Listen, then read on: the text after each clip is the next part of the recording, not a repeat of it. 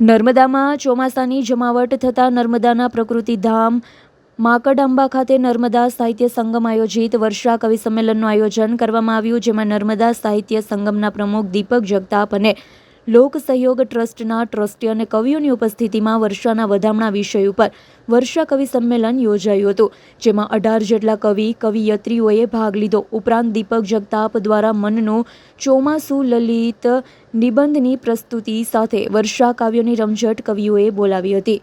આ પ્રસંગે ટૂંકી વાર્તા ઉપર પીએચડી કરનાર ડોક્ટર નગીનભાઈ વણકરનું નર્મદા સાહિત્ય સંગમના પ્રમુખ દીપક જગતાપે તથા સદસ્યોએ મહેમાનોનું પુષ્પગુચ્છથી સ્વાગત કર્યું. આ પ્રસંગે છાત્રાલયના બાળકો માટે નર્મદા સાહિત્ય સંગમના સદસ્ય દ્વારા નોટબુક, બોલપેન, બિસ્કિટ, ચોકલેટ, પુસ્તકોનું વિતરણ કરવામાં આવ્યું હતું. અલ્પેશભાઈ બારોટે આવકાર પ્રવચન કર્યું હતું. આ પ્રસંગે ઘનશ્યામ કુબાવત, નગીન વણકર, ડોક્ટર ભરત પરમાર, મહેન્દ્ર પ્રજાપતિ, ડોક્ટર દિનેશ પ્રજાપતિ, હરિવદન પાઠક, અનિલ મકવાણા, સોનલ ચૌધરી, સોનલ પંચાલ, નમિતા મકવાણા, સાવિત્રી મકવાણા, મોના વસાવા, કેડી ચૌહાણ, હિરાજ વસાવા અને દીપક જગતાપે વર્ષા કાવ્યોની રમઝટ બોલાવી હતી. આજ રોજ નર્મદા સાહિત્ય સંગમના કવિયત્રીઓ અહીંયા માકડઆંબામાં ઉપસ્થિત રહ્યા અને કવિ સંમેલન યોજાયું હતું. આ કવિ સંમેલનમાં દરેક કવિએ એમની લલિત નિબંધો, ગઝલ, લોકગીત, કવિતાઓ રજૂ કરી હતી.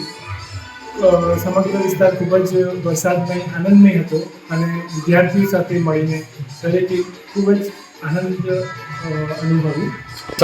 આજનો વિષય હતો વર્ષા કવિ સંમેલન, જેમાં દીપકભાઈ જગતાપે વર્ષા મનના ચોમાસા ઉપર ખૂબ જ ઉમદા લલિત નિબંધ વ્યક્ત કર્યો. દરેક વિદ્યાર્થીઓ તેમજ ઉપસ્થિત કવિ અને કવિઓને ખૂબ જ આનંદ અને મજા માણી. અને મારું નામ ડૉક્ટર દિનેશ કુમાર પ્રજાપતિ.